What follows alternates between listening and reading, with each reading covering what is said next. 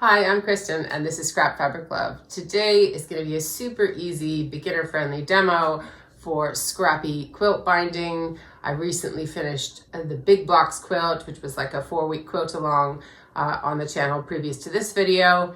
And I used a scrappy binding and I said I would just show you all how I did it. So if you've made binding before, there's not going to be a whole lot new under the sun here. However, if you're new or if you're just looking to be inspired for new binding ideas, you might find something in it. So I'm going to go over how I make the binding, but also how two ways you can measure how much binding you need for different size quilts.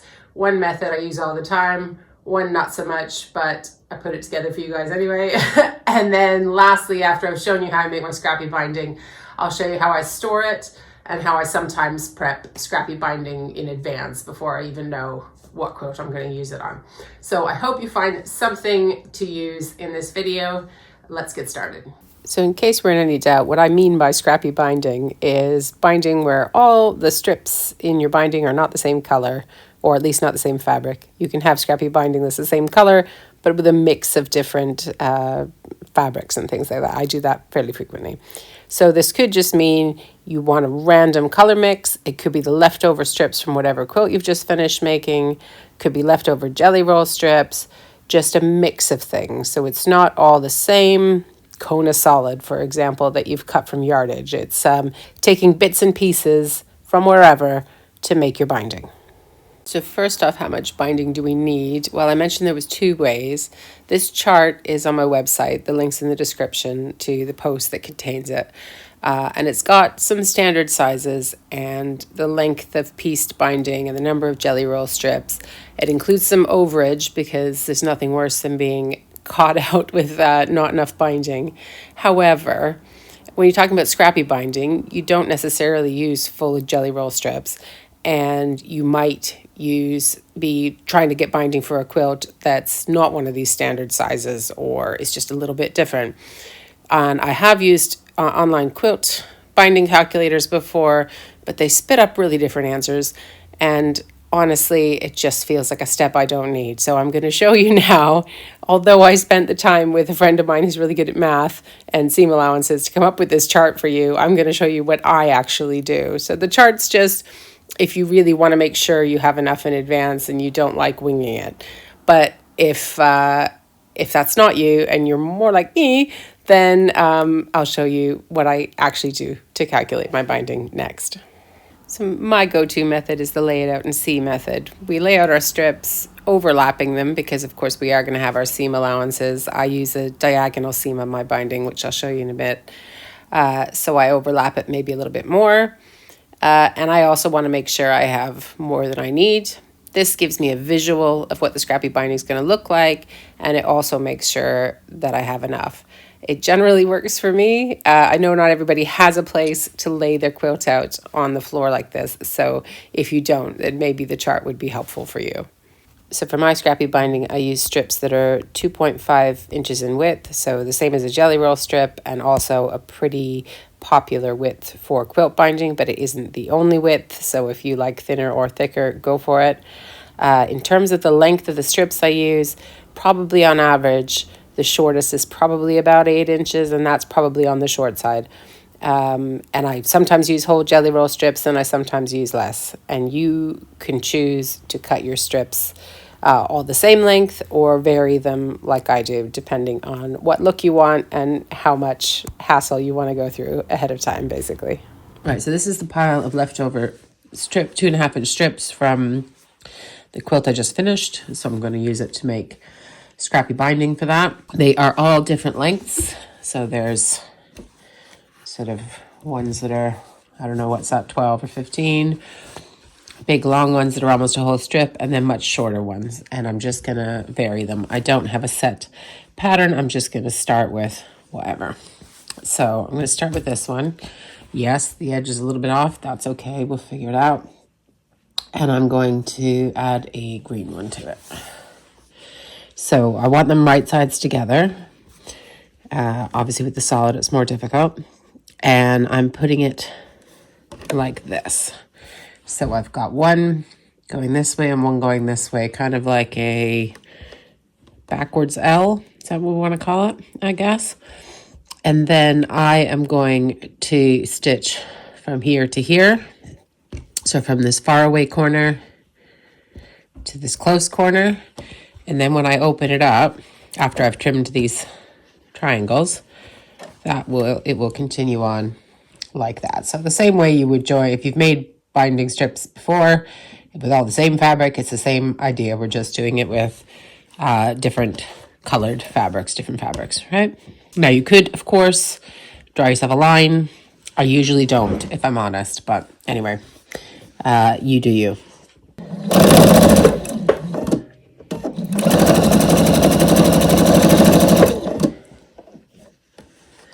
Okay, and once I've done that, usually, assuming that this strip is long enough, sometimes they're too short, but in this case, it's long enough. So you see this is the wrong side of the green here, and I'm pulling the right side towards me, and it's going to take the place of the one before, and then I'll just pick another strip. Let's pick something with a purple because I've got a lot of purple, so maybe this one here, this one. And I'm gonna go like this again on the corner, and then making sure I'm starting at the point and ending, oh, my hand's in the way, starting at this point and ending here. And I'm just using regular 2.5 piecing stitch length.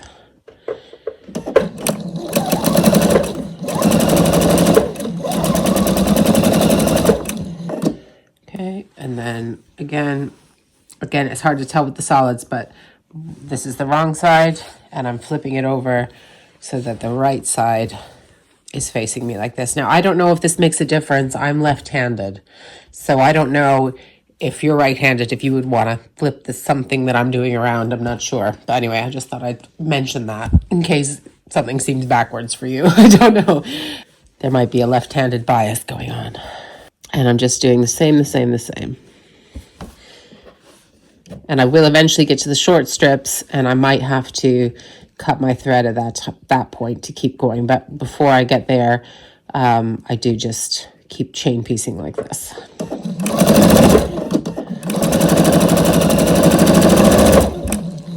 Okay, much easier to see on this one, wrong side, flip it for the right side. Okay. I'm gonna go with this one, I think, and then maybe we'll start putting in some of the shortish ones. What do I got that's short, actually?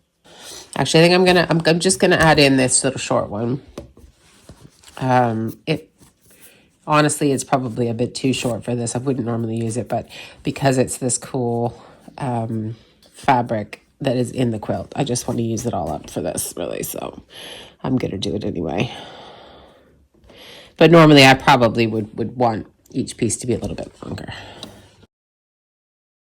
Okay, but now I can't really flip it. It's too short, so I'm gonna cut my threads. And I'm just gonna snip this one that it's close to. And you can see that's just going the way it should there. And then add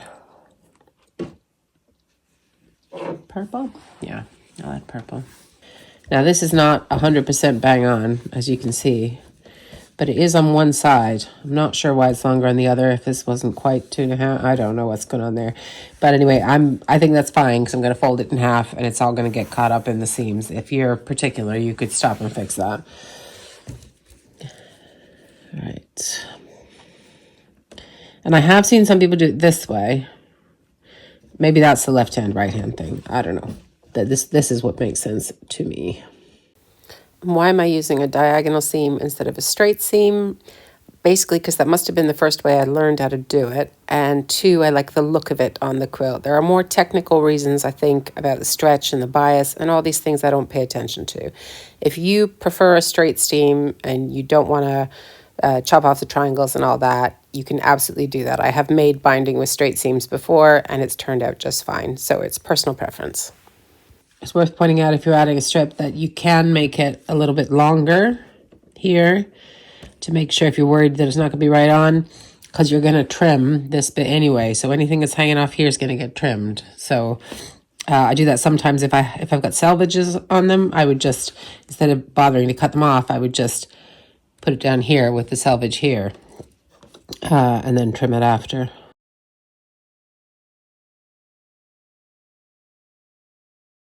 I am probably getting into the territory now of the bit that's going to be too long for the quilt itself. But anyway, I'm just going to put all the pieces together.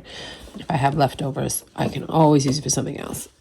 I do find it's easier to just keep making binding when you're making it than to find out you don't have enough at the end. So if you have extra strips, but you think it's more than you need, just keep going. You'll find a place for that scrappy binding sometime in the future. And it's worth that just to save the hassle of having to figure out how to add a strip once most of the binding's already on the quilt. So once that's all done, you're going to have something that's kind of attached like that. And obviously we just need to trim apart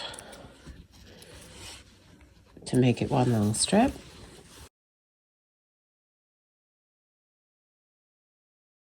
Right, so then we've got one long strip. Woo.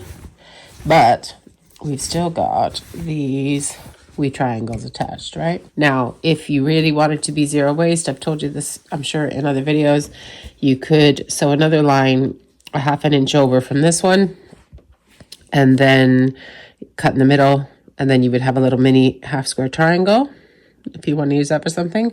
I'm not going to do that. I'm going to trim them off, and they're going to go in my crumb boxes of the various, I separate my crumbs by color, so they'll all get organized into a different color crumb box. So I'm going to trim these corners off next.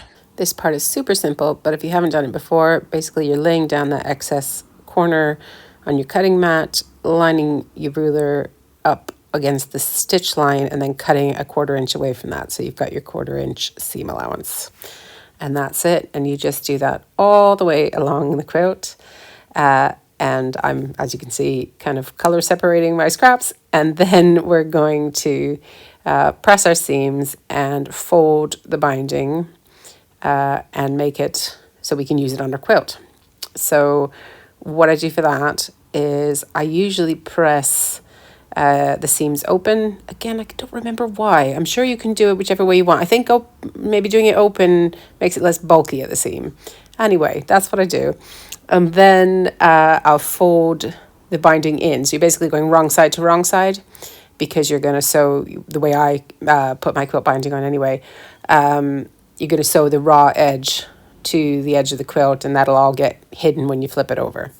So this isn't a video about how to put the quilt binding on your quilt, but I will link in the description to some really good videos for that by the late Melanie Ham. I'm pretty sure I learned most of my quilt binding techniques from her, and so I'd love to have you check out her videos and help support her family. So yeah, I'm just rolling it up as I go. I'm going to show you another way that I store binding when I'm making it in advance, but when I'm making it for a quilt that's like sitting right there and it's about to get bound, I just roll it up like this. I don't bother trying to store it any kind of complicated way. And that's really it. So it's super simple. You can see I've got places where I've got that little tiny strips, but most of them are longer. It can look really good with the tiny strips, but it just depends on your patience level. So here it is, all finished and ready to get put on my Big Blocks quilt. If I'm not going to use the binding right away, I tend to try and use my empty thread spools.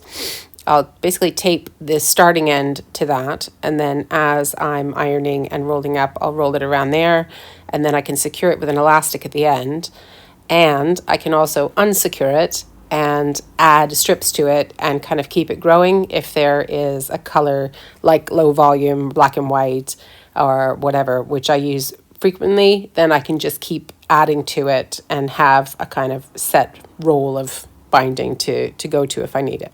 All right, so here's my little box of 2.5 inch binding strips. So I've got a kind of scrappy low volume one that just keeps kind of getting added to, and a Christmas one.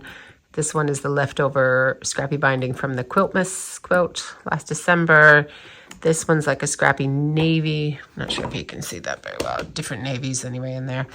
And then these ones are not scrappy, but they're like taken from the leftover edges when you're done like trimming your quilt. If you had extra quilt backing, I would cut that into strips and just make it into binding. And sometimes I'd use it on the quilt, but there might be more leftovers. So that's probably what this is, but I can't remember. And then just little other bits of binding that are maybe not quite as long as the rest of these, so they're not on a spool, and they might get added together or added to something else later on.